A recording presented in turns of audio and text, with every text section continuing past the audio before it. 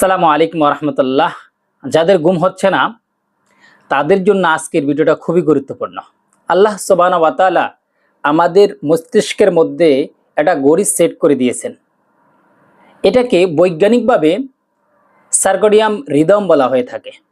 এর কাজ কি জানেন? এর কাজ হলো শরীরের অঙ্গ প্রত্যঙ্গকে নিয়ন্ত্রণ করা। তো বিশেষ করে ঘুমানোর জন্য একটা হরমোন নিঃসরিত হয় ব্রেন থেকে, সেটা হলো মেলাটোনিন। এই মেলাটোনিন কখন নির্গত হয় জানেন?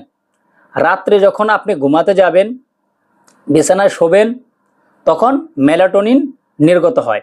যদি সার্কাডিয়ান রিদম দেখে যে আশেপাশে অনেক আলো এবং কি মোবাইলের আলো বা বিভিন্ন ধরনের আলো, সে অনুভব করে যে এখনো রাত হয়নি, এখন দিন দিন মনে হচ্ছে, তার মানে এখন মেলাটোনিন নিঃসরণ করা যাবে না।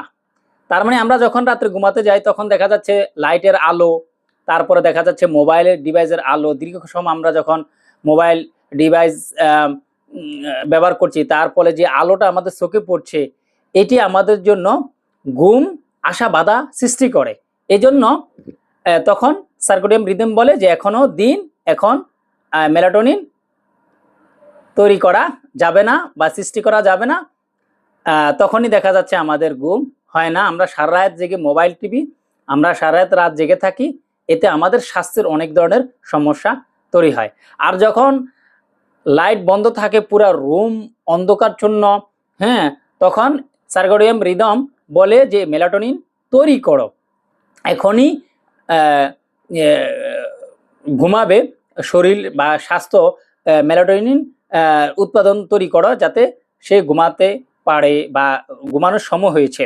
এটা সার্কাডিয়ান রিদম শরীরের অঙ্গকে বুঝিয়ে দেয়, বিশেষ করে মেলাটোনিন নিঃসরণ করতে বা উপাদান সৃষ্টি করতে বলা হয়ে থাকে। যখনই আমরা শুইতে যাই, তখন আমরা অন্ধকারচ্ছন্ন অবস্থায় থাকলে দেখা যাচ্ছে তখনই মেলাটোনিন নির্গত হয়। এতে দেখা যাচ্ছে আমরা বিছানায় এলিয়ে পড়ি, ঘুমিয়ে পড়ি, আমাদের সুন্দর ঘুম হয়। তার মানে প্রিয় বন্ধুরা, আজকে থেকে আমরা বিশেষ করে রাত্রেবেলায় কি করব? লাইট বন্ধ করে রাখবো এবং কি মোবাইল ডিভাইস মিনিমাম 2 ঘন্টা আগে, ঘুমানোর 2 ঘন্টা আগে দূরে সরিয়ে ফেলবো।